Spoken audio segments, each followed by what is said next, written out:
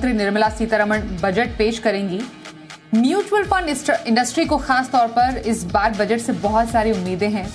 Capital gain tax को लेकर industry ने कई एक्सपेक्टेशंस लगा के रखी हैं, जिस पर आज हम करने वाले हैं चर्चा। और साथ ही इंश्योरेंस, जो कि हम सबकी जिंदगी का एक अहम हिस्सा है, वहां पर भी इंडस्ट्री की विश लिस्ट कुछ कम नहीं है। और एक और अहम पहलू हम सबके इन्वेस्टमेंट का, जिससे हमें हर रोज दो चार होना पड़ता है, वो होता है टैक्स। तो टैक्सेशन को लेकर क्या है एक्सपेक्टेशन, इस मोर्चे पर भी आज हम अपने तमाम जो एक्सपर्ट्स हैं उनसे बात करेंगे। म्यूचुअल फंड, इंश्योरेंस और टैक्सेशन के मोर्चे पर क्या चुनौतियां हैं, क्या उम्मीदें हैं और कहां पर है अवसर, इस पर रहने वाली है आज की हमारी खास चर्चा। और इसी के लिए हम अपने शो में अपने खास एक्सपर्ट्स का स्वागत करना चाहेंगे। सबसे पहले वेलकम करते हैं, हमारे साथ हैं श्रीराम लाइफ इंश्योरेंस के एमडी मनोज कुमार जैन, आनंद राठी वेल्थ के डेप्यूटी सीईओ फिरोज अजीज, और कुछ देर में हमारे साथ टैक्स एक्सपर्ट रुचिका भगत भी शामिल होंगी, जिनसे हम समझेंगे कि आखिरकार क्या है खास रहने वाला इस बार बजट में, बजट 2025 में। रुचिका का भी स्वागत कर लेते, वो भी हमारे साथ शो में शामिल हो चुकी हैं। म्यूचुअल फंड इंडस्ट्री, हमने इससे हम इसलिए शुरुआत करें क्योंकि कैपिटल गेन्स को लेकर काफी ज्यादा हमने देखा था। जो बजट आया था 2024 में जुलाई का, मतलब सरकार फुल टर्म बनने के बाद जो आया था, उसमें कुछ बदलाव किए गए थे। सोचा कुछ था, कुछ और हो गया था। मैं सबसे पहले फिरोज आपसे जानना चाहती हूँ कि क्या मांग चल रही है अभी, अगर हम समझें कि जो इस बार कैपिटल गेन टैक्स हो गया या डेट या इक्विटी के टैक्सेशन को लेकर क्या एक्सपेक्ट आप कर रहे हैं? आपको लग रहा है जितना हम सिंप्लीफाई करने की तरफ बढ़ना चाहते थे उससे ज्यादा कुछ शायद कॉम्प्लिकेटेड हो गया है, या फिर अभी और इसमें कुछ स्कोप है इसको और सिंप्लीफाई करने का?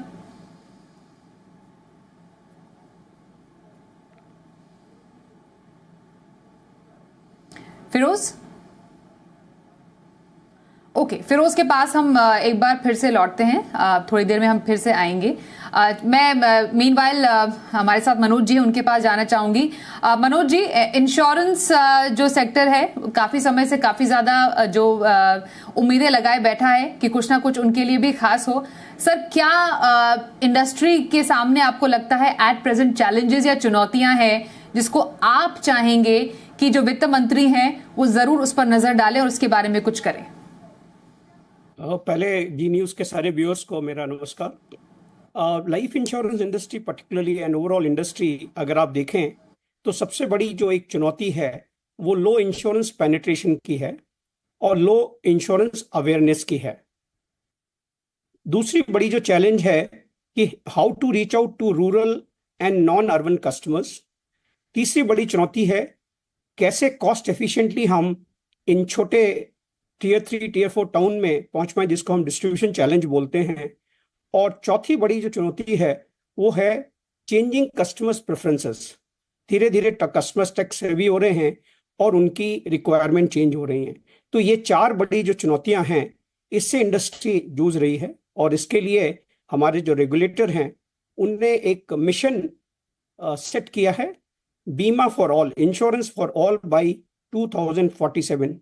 2047 तक हर भारतीय के हाथ में एक बीमा पॉलिसी हो। तो ये एक बड़ा मिशन है। जब भारत विकसित देश बनेगा उस समय हर भारतीय के हाथ में एक इंश्योरेंस पॉलिसी होना चाहिए। और ये चैलेंजेस इंडस्ट्री को हैं। Industry is working on it along with a very informed regulator and very welcomed regulator IRDAI। Okay sir, तो मनोज जी ने बताया कि कुछ ऐसे चैलेंजेस हैं। मैं मनोज जी आपके पास फिर से आऊंगी क्योंकि बहुत पहलू जानने बाकी हैं। आपने कुछ इंपॉर्टेंट यहाँ पर चैलेंजेस की बात की है। उम्मीद यही करते हैं कि इंडस्ट्री की बात सुने वित्त मंत्री और इस पर कुछ कदम उठाए जाएं। बहुत इंपॉर्टेंट आपने जो दायरा बढ़ाने की बात की उस पर काम हो भी रहा है, कुछ और काम बढ़ाने की जरूरत है। फिरोज हमारे साथ एक बार फिर से जुड़ चुके हैं। फिरोज, आपकी तरफ से क्या लगता है, क्या चैलेंजेस अभी म्यूचुअल फंड इंडस्ट्री फेस कर रही है, या फिर जो स्कोप था जहां पर कुछ हो सकते थे चेंजेस, या कुछ ऐसे जो फैसले लिए गए थे शायद वो उतने ज्यादा कारगर साबित नहीं हुए? स्वाति जी बिल्कुल सही फरमा रही हैं आप।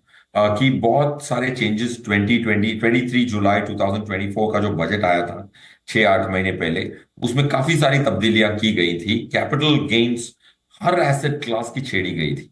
स्टार्टिंग फ्रॉम इक्विटी की टैक्सेशन चेंज हो गई, अनलिस्टेड की टैक्सेशन चेंज हो गई, प्राइवेट इक्विटी की टैक्सेशन चेंज हो गई, रियल एस्टेट की टैक्सेशन चेंज हो गई, डेट अनलिस्टेड डिबेंचर्स की टैक्सेशन चेंज हो गई। तो जस्ट 6 महीने पहले पूरी बदलाव हो चुकी है। तो पहली तो मेरी ये उम्मीद है कि वापस डायरेक्ट टैक्स कोड की भी मैडम ने बात की थी उसी बजट में, लास्ट बजट में, कि मैं वापस डायरेक्ट टैक्स कोड लाने वाली हूं। ये ना हो जाए कि भाई अभी जो चेंज किया वापस 7 महीने में नई पढ़ाई करनी पड़े, नई चीजें सीखनी पड़े। So no change is a great thing when you have change so much in the last budget. ये मेरी एक उम्मीद है। सेकंड, जो म्यूचुअल फंड की जो चैलेंज है, देखिए जब 23 जुलाई को प्रेजेंट हुआ था तो इंडेक्सेशन अबॉलिश किया गया था हर एसेट के लिए। फिर जो रियल एस्टेट की जो लॉबिंग थी उससे इंडेक्सेशन रियल एस्टेट में वापस लाया गया। बट डेट फंड ने फिर क्या पाप किए? अगर आपने इंडेक्सेशन वापस ही लाना था तो पूरों के लिए वापस लाना था, जिससे लिया था, लिया सबसे, दिया वापस रियल एस्टेट को। तो आई थिंक ये मिनिस्ट्री से छूट गया है। तो डेट फंड की इंडेक्सेशन आना वाजबी है और रीजनेबल डिमांड है if real estate gets back in indexation.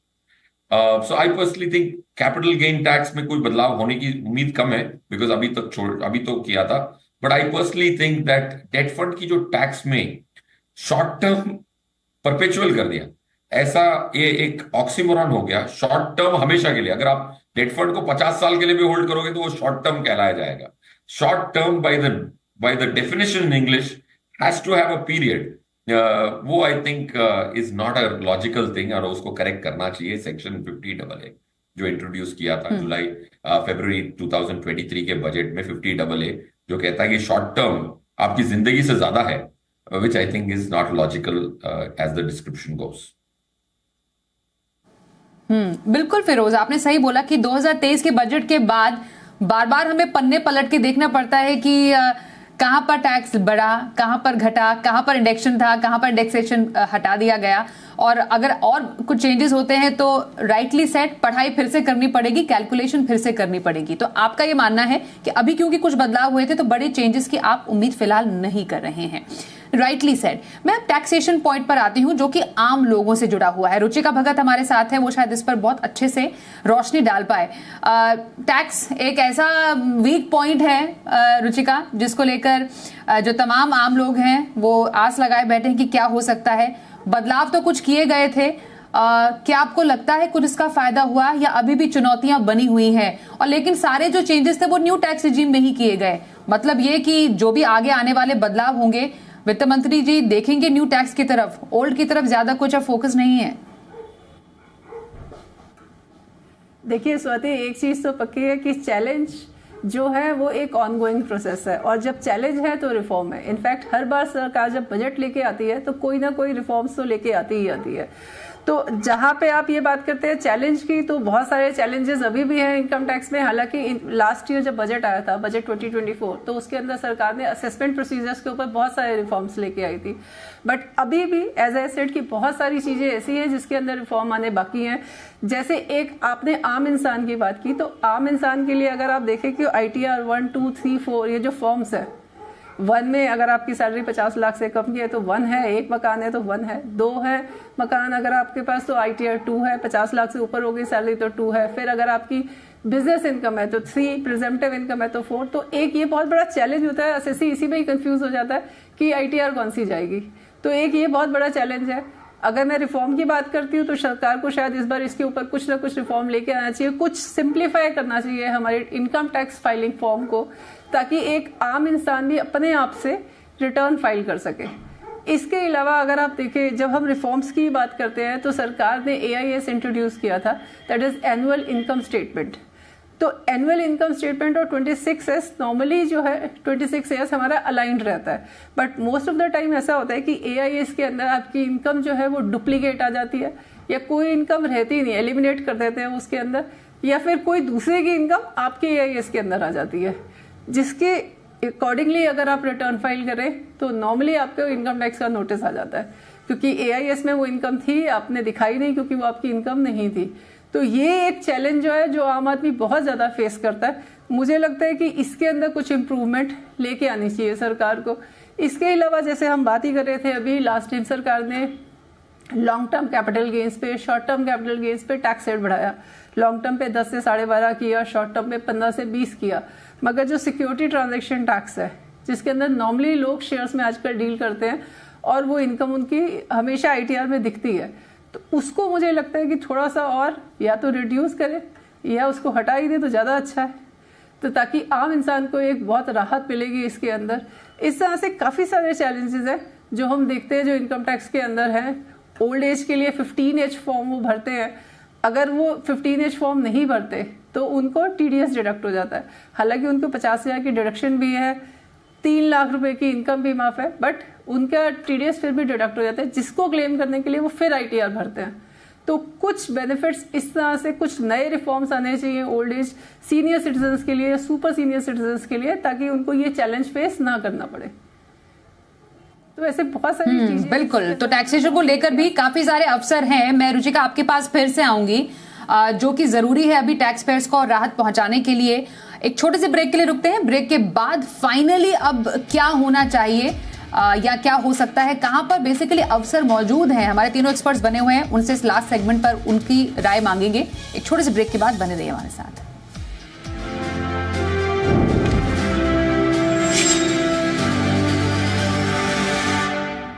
Co-presented by SBI, हर भारतीय का bank. Special partner, India's Future Investors TV show, Real Estate Partner, Signature Global, Realty, Reliability, Responsibility। प्रायोजक SBI Life, अपने लिए अपनों के लिए, और Angel One for Everyone, app for smart investing।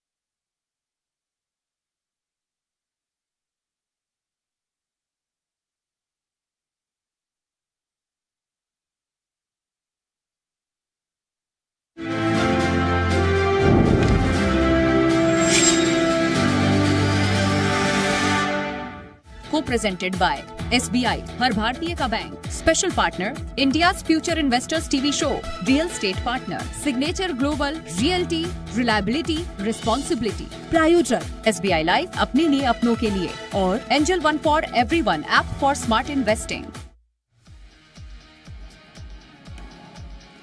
तो आज बजट स्पेशल में हमारे साथ mutual fund industry, insurance industry और टैक्स इंडस्ट्री के 3 बड़े गेस्ट हैं। श्रीराम लाइफ इंश्योरेंस के MD मनोज कुमार जैन है, आनंद राठी वेल्थ के डेप्यूटी CEO फिरोज अजीज है, टैक्सेस पर रुचिका भगत से हम अब उनकी विश लिस्ट जानने वाले हैं। तो Manoj ji, without any delay sir, क्या आप अगर ब्रॉडर में अगर मैं कुछ विश लिस्ट आपसे जानूं या एक्सपेक्टेशंस जो आप लगाए बैठे हैं इस बजट से?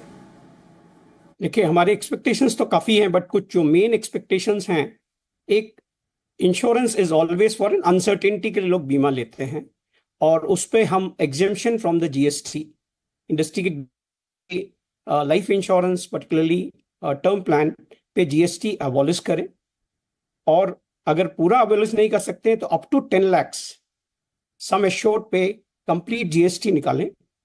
ये इससे क्या होगा, जो हमारी नॉर्मल इंडियन आम आदमी हैं, lower and middle class income segment में जो लोग हैं, उनको बहुत बड़ी राहत मिलेगी और कस्टमर को इंश्योरेंस और अफोर्डेबल हो जाएगा। दूसरी हमारी जो रिक्वायरमेंट है, विश लिस्ट है, the focus on rural and under penetrated market. तो गवर्नमेंट से हमारी एक गुजारिश है कि financial inclusion is the key for insurance industry. तो इसमें अगर कुछ रिफॉर्म्स लेके आए to increase the penetration, specially for the companies जो कि रूरल इंडिया में फोकस कर रही है, Tier 3, Tier 4, Tier 5 टाउन में जो बीमा बेचते हैं, उनकी डिस्ट्रीब्यूशन कॉस्ट ज़्यादा है, और अगर वहाँ पर उनको हायर एक्सपेंसेस अलाउ करें या उनको कुछ टैक्स की रिबेट दें, जिससे कि उनका और मॉरल बढ़ेगा रूरल कस्टमर्स के पास जाने का और आम आदमी को इंश्योरेंस पहुंचाने का। तीसरी बड़ी जो हमारी डिमांड है, tax relief on health insurance premium.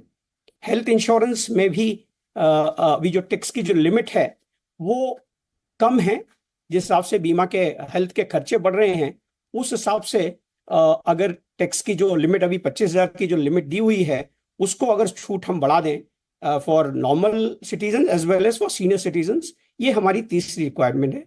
चौथा, एज आई सेड कि कस्टमर का बिहेवियर चेंज हो रहा है और डिजिटल ट्रांसफॉर्मेशन जरूरी है to reduce the distribution cost. तो इसके लिए एक इंफ्रास्ट्रक्चर बनाना पड़ेगा, and if the companies are investing in that, government can have some reform for digital transformation in the insurance industry.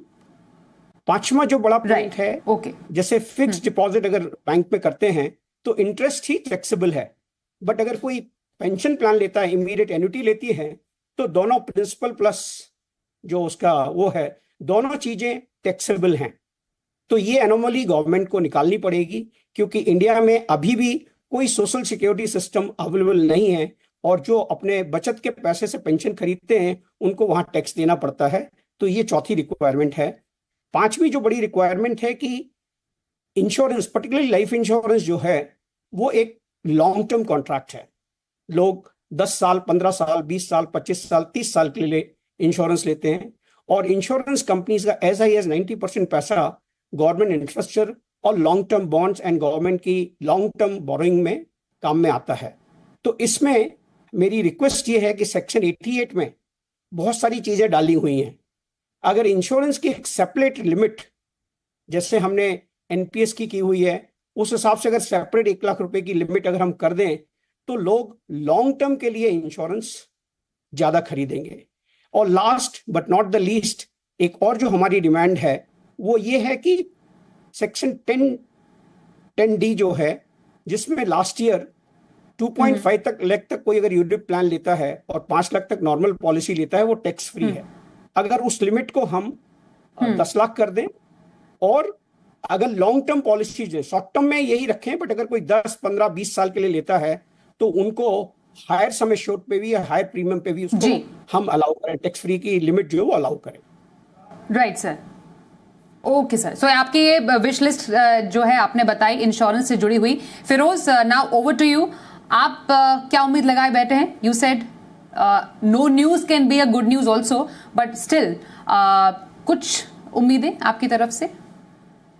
बिल्कुल। तो मैं थोड़ा स्ट्रक्चरल उम्मीदों की बात करूंगा। पहले तो मुझे लगता है कि अगर हम हाउसिंग अफोर्डेबल करना चाहते हैं तो दो सेक्शंस जो है, सेक्शन 54 एंड 54F अबॉलिश होने चाहिए।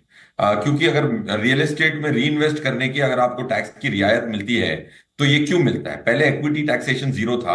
आज अगर इक्विटी से इक्विटी एक शेयर बेच के दूसरा शेयर खरीदने पे प्रीवियस शेयर की टैक्स की छूट कहाँ मिलती है? नहीं मिलती है। वैसे ही अगर अगर आप 54 और 54F को अबॉलिश करेंगे तो बहुत अच्छा होगा फॉर अफोर्डेबल हाउसिंग। क्योंकि क्या होता है कि अब हम भी HNI से डील करते हैं, वो 5-5 घर खरीद के रखते हैं और किराए पे देते हैं, क्योंकि उनको पता है कि बेच के वापस खरीदूंगा तो टैक्स फ्री हो जाएगा। तो अमीर लोगों के पास 10-10 घर हैं, परिवार में 4 लोग होते हैं, 8 घर होते हैं, और बेचारे जो गरीब हैं, जो घर खरीदना चाहते हैं, उनको किराए पे लेना पड़ता है, इसीलिए रेंटल यील्ड इतनी कम है। ये एक बहुत इंपॉर्टेंट पॉइंट मैं कहना चाहूंगा कि अबॉलिश होना चाहिए। जाहिर सी बात है, अमीर लोग सुन के खुश नहीं होंगे, और हमारे क्लाइंट भी HNI है, बट सही चीज जो है बतानी है। दूसरा, प्रिजम्पटिव टैक्स जो है उसकी लिमिट्स बढ़ाई थी, वापस बढ़ानी चाहिए। अगर आपको SMS small and medium enterprises को बढ़ोतरी देनी है तो फॉर सेक्शन 44AD में और इजाफा करना चाहिए। 2 से 3 करोड़ किया था, 3 से 4 करना चाहिए। और प्रिजम्पटिव टैक्स ऑफ 44A से 50 लाख को 75 किया था फॉर प्रोफेशनल्स, वो 75 को 1 करोड़ करना चाहिए। तीसरी, म्यूचुअल फंड 54EC में जो 50 लाख के जो बॉन्ड्स खरीदते हैं तो उसमें टैक्स की रियायत मिलती है, उसमें म्यूचुअल फंड को भी शामिल करना चाहिए। इंडिया ने बहुत डेट इन्वेस्टमेंट्स को प्रमोट कर चुका है एज अ देश। 92% of last year saving debt में गई है, और हम यहाँ टीवियों पे कहते हैं कि भाई इक्विटी 60% होनी चाहिए, डेट 40% होना चाहिए। लास्ट ईयर भी इंडिया की हाउस होल्ड एलोकेशन सिर्फ 8% इक्विटी में है और 92% डेट में है। फिर भी डिपॉजिट की बैंक्स कहती हैं कि भाई 43% हाउस होल्ड सेविंग्स लेने के बाद भी म्यूचुअल फंड को कहते हैं कि म्यूचुअल फंड हमारा पैसा ले गया। सो ये कहां का इंसाफ है? सो पॉइंट मैं ये कह रहा हूं कि इक्विटी को शामिल करें 54EC में। लास्टली, सैलरी क्लास में जो हाईएस्ट टैक्स स्लैब है, हमें लगता है कि हम 38% उनसे चार्ज कर सकते हैं 5 करोड़ प्लस ब्रैकेट में। बट आपकी डुअल टैक्सेशन ट्रीटी सिंगापुर और दुबई के साथ इतनी लिबरल है कि जो भी हाईएस्ट टैक्स पेयर हैं सैलरी क्लास के, वो अपना डोमिसाइल चेंज कर रहे हैं। तो कहने को तो हम 38% कलेक्ट कर रहे हैं, बट कलेक्ट कर नहीं पा रहे हैं, क्योंकि वो जो देना चाहता है वो ड्यूअल टैक्सेशन ट्रीटी की लूप होल को यूज करके सिंगापुर और दुबई में सेटल हो रहा है।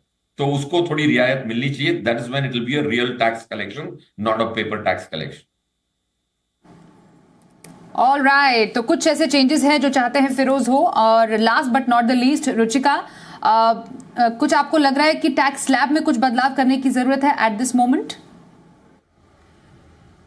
देखिए, अभी हमने बहुत सारी चीज़ें डिस्कस करी जो इनकम टैक्स रिफॉर्म्स आने चाहिए। जैसे टैक्स स्लैब में उन्होंने अभी बताया कि 10 लाख रुपए तक की इनकम छूट माफ़ होनी चाहिए, और टैक्स स्लैब हमारी 10 लाख से शुरू होनी चाहिए। तो उसी को ही अगर हम 10 लाख कर देते हैं, और अगर मैं इनकम अपनी 30 लाख लेके चलूँ, तो सीधा सीधा 50,000 रुपए की बचत होती है टैक्स में एक आम इंसान को, जिससे उसका स्टैंडर्ड ऑफ लिविंग और उसका कैश इन हैंड दोनों बढ़ता है। वो चीज़ तो एक हमारा एजेंडा है ही है। अगर आप देखें कि टैक्स स्लैब बढ़नी चाहिए, जो HNIs हैं उनका टैक्स रेट जो है वो 38% पड़ता है, और वो लोग इसीलिए शायद बाहर ट्रांसफर कर देते हैं, नॉन रेजिडेंट स्टेटस ले लेते हैं इंडिया का, ताकि वो इंडिया में टैक्स ना पे करे और बाहर जहाँ पे कम रेट टैक्स है या फिर नहीं है वहाँ पे जाएं। इसके अलावा अगर आप देखें तो सरचार्ज भी एक मेन एजेंडा है। सरचार्ज हमारा काफ़ी हाई है और स्लैब रेट के हिसाब से लगता है। तो मुझे लगता है एक यूनिफॉर्मिटी होनी चाहिए सरचार्ज के अंदर, और सरचार्ज रेट को थोड़ा सा रिड्यूस करना चाहिए। इसी के साथ अगर हम डिस्कस कर रहे हैं तो हमारे देश में अभी भी डबल टैक्सेशन काफ़ी इनकम्स पे लगता है, जैसे डिविडेंड्स पे लगता है डबल टैक्सेशन। तो उसको डबल टैक्सेशन ना करके सिंगल टैक्सेशन के दायरे में अगर हम लेके आएंगे तो काफ़ी ईज ऑफ डूइंग बिजनेस रहेगा। मैंने अभी आपसे डिस्कस किया ITR फॉर्म्स के बारे में। इनकम टैक्स रिफॉर्म्स को लाना बहुत ज़रूरी है ताकि वो ITR इनकम टैक्स और सिंप्लीफाई हो सके, ताकि एक आम इंसान भी आसानी से अपनी इनकम टैक्स रिटर्न भर सके। तो ये छोटे छोटे चेंजेस हैं जो शायद सरकार को करने पड़ेंगे, और एक आम लोगों की एक विश लिस्ट है जो शायद सरकार इस तरफ ध्यान दे। जी, राइट, ओके। तो ये कुछ बदलाव हैं या चुनौतियां हैं या कुछ अवसर हैं जो इसका इस्तेमाल पूरी तरीके से इस बार बजट 2025 में किया जा सकता है। उम्मीदें, विश लिस्ट बहुत सारी हैं। इस पर चर्चा करने के लिए मैं तीनों ही एक्सपर्ट्स का बहुत धन्यवाद करना चाहूंगी। मनोज कुमार जैन सर, फिरोज और रुचिका, धन्यवाद आपका इस कार्यक्रम में शामिल होने के लिए। इसी के साथ वक्त एक ब्रेक का हो गया है। देखते रहिए जी बिजनेस।